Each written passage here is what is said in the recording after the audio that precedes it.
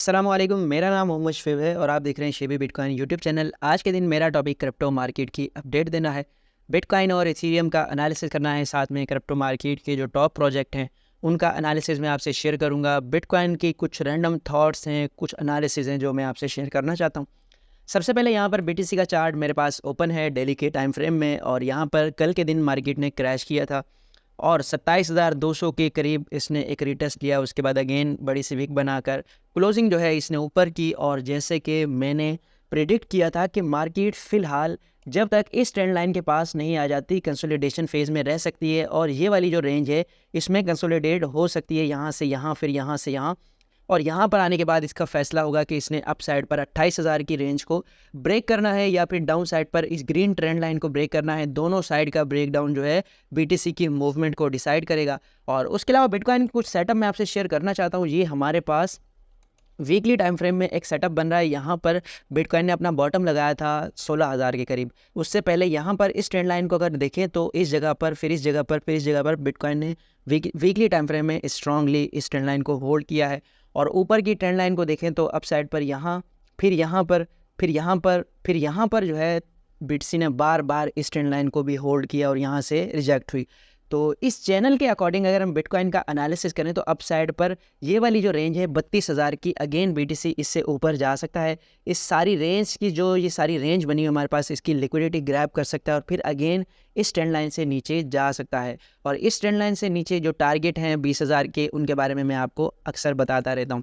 और उसके अलावा ये वीकली टाइम फ्रेम में एक और सेटअप बन रहा है, ये मैं आपसे शेयर करना चाहता हूँ। यहाँ पर ये बिटकॉइन का ऑल टाइम हाई लगा था कोविड से पहले, फिर कोविड के बाद ये ऑल टाइम हाई लगा था। तो यहाँ पर ये ट्रेंड लाइन अगर आप देखें तो यहाँ पर वीकली टाइम फ्रेम में इस जगह पर इस ट्रेंड लाइन को स्ट्रांगली इसने रेजिस्ट किया, फिर यहाँ पर रेजिस्ट किया, यहाँ पर, और अब अगेन स्ट्रॉन्ग एक हमें यहाँ पर इस ट्रेंड लाइन के साथ इसका रिलेशन बनता हुआ नज़र आ रहा है। और डाउन साइड पर देखें तो इस जगह बिटकॉइन ने बॉटम लगाया इस ट्रेंड लाइन के हिसाब से, और फिर यहाँ पर अगर देखें तो स्ट्रांगली बिल्कुल इसके साथ जो है ये सपोर्ट के तौर पे वर्क कर रही है। तो दोनों सेटअप्स को आपने गौर से देखना है। वो सेटअप जो है हमारा थोड़ा टाइम ले सकता है कि अप साइड पर जाए, लेकिन यहाँ पर ये वाला ट्रेंड लाइन हमारा कंप्लीट हो चुका है। अगर यहाँ पर ब्रेकआउट होता है अप साइड के ट्रेंड लाइन का तो इसमें हम फिर मार्केट में बुलिश रह सकते हैं, और शॉर्ट टर्म थोड़ी बहुत वोलेटिलिटी के बाद मार्केट जो है वो हमारी बुलिश रह सकती है। ठीक है। और उसके अलावा इथेरियम की बात करते हैं। इथेरियम का मैं आपसे एनालिसिस शेयर करता रहता हूँ। यहाँ पर मैंने आपसे एनालिसिस शेयर किया था कि आपने इस ट्रेंड लाइन को क्लोजली वॉच करना है। ये जो येलो लाइन की ट्रेंड लाइन आपको नज़र आ रही है, फिर यहाँ पर हमने एक कैलकुलेशन भी की थी कि कहाँ से कहाँ तक के टारगेट रह सकते हैं। तो यहाँ पर जो है मैंने आपसे कहा था कि ये वाला इसका टारगेट रह सकता है $1450 का। तो इस ट्रेंड लाइन को इसने ब्रेक कर दिया है। ब्रेक करने की वजह यह है कि इथेरियम फाउंडेशन ने 1700 इथेरियम जो है वो सेल किए हैं, तो इस वजह से मार्केट में पैनिक सिचुएशन क्रिएट हुई है। तो अभी फ़िलहाल जब तक इस ट्रेंड लाइन से नीचे है तो हमारे पास इस एरिया में जाने का रिस्क काफ़ी ज़्यादा है। तो बीटीसी की मूवमेंट ऑब्वियसली इसके साथ जो है कोरिलेशन करती है। तो अगर बीटीसी अप साइड पर जंप करता है अच्छी वोलेटिलिटी के साथ तो ये अगेन इस ट्रेंड लाइन को ब्रेक कर सकता है। अगर ऐसा नहीं होता तो फिर इथेरियम के यहाँ तक जाने के चांसेस हैं। फ़िलहाल इसका ये एक, आप एक किस्म का लोकल बॉटम देख लें, यहाँ पर ये इथेरियम का लोकल बॉटम है। तो ये अपने लोकल बॉटम के पास है, यहाँ पर इसको डिमांड मिल रही है। यहाँ पर अगर देखें स्ट्रॉन्ग वीक, फिर यहाँ पर वीक, और फिर यहाँ पर वीक। तो जैसे ही ये जो है इस अपने बॉटम को डाउन साइड पर ब्रेक करेगा तो ये वाला टारगेट हमारा रह सकता है। फिलहाल इथेरियम इसी को होल्ड कर रहा है। और उसके अलावा रियून टोकन की बात करें तो रियून टोकन हमारे बिल्कुल एग्जैक्टली जो हमने बाइंग एरिया बताया था उस बाइंग एरिया में आ चुका है और वहाँ से पंप भी कर चुका है। तो यहाँ पर अगर आपने एंट्री नहीं ली तो आप यहाँ फ़िलहाल तो आपने अगर एंट्री मिस कर दिया है तो आपने एक चांस मिस कर दिया है। फिलहाल यहाँ पर देखें तो 15 मिनट के टाइम फ्रेम में 70 पर है RSI, तो अभी इसके डाउन साइड पर आने के चांसेस हैं। लोअर टाइम फ्रेम में तो आप इसमें अपनी एंट्री बना सकते हैं। अच्छा, एवेक्स टोकन की बात करें तो एवेक्स टोकन यहाँ पर हमें नज़र आ रहा है कि क्रैश कर रहा है। यहाँ पर इस जगह हमने प्रिडिक्ट किया था कि ये डाउन साइड पर जा सकता है। दो एरियाज़ मैंने बताए थे बाइंग के, पहला ये सपोर्ट जोन था और दूसरी ये ट्रेंड लाइन थी हमारे पास। तो सपोर्ट जोन को तो इसने ब्रेक कर दिया है, लेकिन ट्रेंड लाइन को देखें तो स्ट्रांगली इसने होल्ड किया और डाउन साइड पर एक लिक्विडिटी ग्रैब भी हमें नज़र आ रहा है और उसके बाद ये अप साइड पर पंप कर रहा है। और गाला टोकन की बात करें तो गाला टोकन डाउन साइड पर क्रैश कर रहा है। मैंने यहाँ पर आपसे शेयर किया था कि यहाँ पर हेड एंड शोल्डर का पैटर्न बन सकता है। फिलहाल अगर इस एरिया को ये ब्रेक करेगा, इस जोन को, तो फिर हमारा जो हेड एंड शोल्डर का पैटर्न था इन्वर्स हेड एंड शोल्डर, वो जो है हमारा इनवैलिड हो जाएगा। अगर इसको ब्रेक नहीं करता और यहीं से यहाँ तक बाउंस करता है तो फिर इसके बुलिश रहने के चांसेस हैं। फिलहाल ये अपने प्रीवियस जो इसका लोअर लो था उसी के करीब ये ट्रेड कर रहा है, तो आप इसमें लॉन्ग टर्म के लिए थोड़ी बहुत इन्वेस्टमेंट कर सकते हैं। फिलहाल इसके जो फंडामेंटल हैं वो रिस्की हैं, क्योंकि इनके जो को फाउंडर्स हैं उनका आपस में केस चल रहा है। XRP की बात करें तो XRP का एनालिसिस जब हमने शेयर किया था आपसे, तो यहाँ पर इस सिमेट्रिकल ट्रायंगल में ये जो है मूव कर रहा था यहाँ पर, और बार बार इससे अबव जो है इसको डिमांड मिल रही थी, लेकिन यहाँ पर इसने इस ट्रेंड लाइन को ब्रेक कर दिया।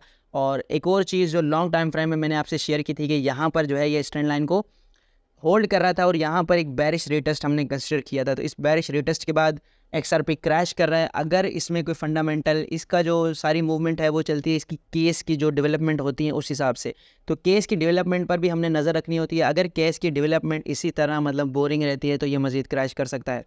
सोलाना टोकन की बात करें तो सोलाना टोकन यहाँ पर जो है हमारे पास एक सिमेट्रिकल ट्रायंगल बना रहा है लॉन्ग टाइम फ्रेम में। यहाँ पर देखें, यहाँ पर इसको सपोर्ट मिली, फिर यहाँ पर, और अब अप साइड की रेजिस्टेंस को ये जो है रिजेक्ट कर रहा है, और उसके बाद यहाँ डाउन साइड पर अगर आता है इस ट्रेंड लाइन को तो फिर आप यहाँ पर रिस्क ले सकते हैं।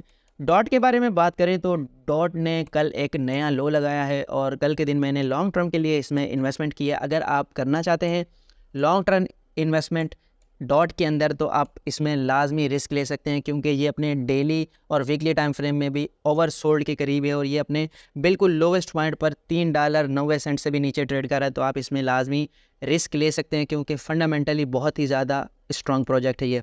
लिक्विडिटी टोकन पंप कर रहा है काफ़ी ज़्यादा। इसकी वजह यह है कि इसमें जो है काफ़ी ज़्यादा इसके जो प्रोटोकॉल है उसकी ग्रोथ हो रही है, और जो मेन चीज़ है इनकी वो ये है कि इन्होंने कहा है कि हम जो है हमारे जो स्टेकर्स हैं जो हमारे पास स्टेकिंग करते हैं या फिर लिक्विडिटी प्रोवाइड करते हैं, सारा रेवेन्यू जो है वो हम उनमें तकसीम करेंगे। तो इस वजह से इसकी काफ़ी ज़्यादा डिमांड बन रही है और एक महीने में 70 से 80% से ज़्यादा ये पंप कर चुका है।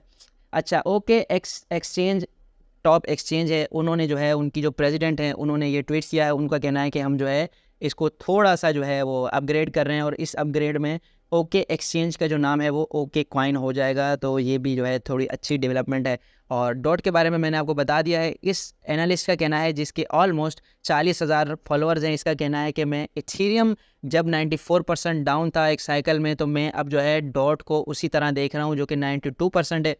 तो मुझे ऐसा लगता है कि डॉट जो है वो इथेरियम की तरह अपने ऑल टाइम हाई से 3x अपसाइड पर जा सकता है। अच्छा, यहाँ पर इस हफ्ते टोकन अनलॉक की बात करें तो टॉप 7 टोकन अनलॉक होने वाले हैं, जिनमें Filecoin, APT token, GMT, C token, SNX, cyber और GFAL हैं, और ऑलमोस्ट $1 मिलियन की अनलॉक होने वाली है। तो अगर आपने किसी भी कॉइन में आपकी पोजीशन ओपन है तो आप उसको मैनेज कर सकते हैं।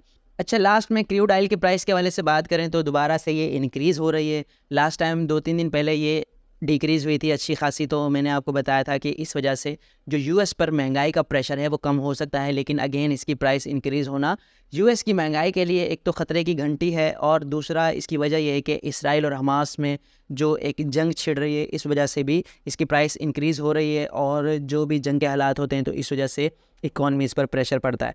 तो ये थी आज की वीडियो। उम्मीद है कि आज की वीडियो भी आपके लिए इन्फॉर्मेटिव रही होगी। मिलते हैं अपनी नेक्स्ट वीडियो में। अल्लाह हाफिज़।